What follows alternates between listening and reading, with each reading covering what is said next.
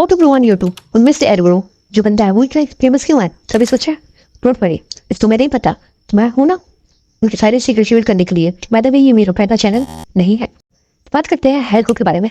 Video में just 4 step है, जिसे ये फॉलो करते हैं।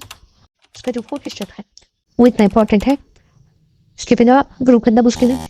स्टार्टिंग में स्टेप नंबर 1, रेड के थंबनेल। यस, तो एल्को की चैनल में देख लो, सारे थंबनेल तुम्हें इससे पहले में मिलेंगे। Step number 2, creating intros according to audience, because video की फर्स्ट 30 सेकंड व्यूअर्स के अटेंशन ग्रैब करने का।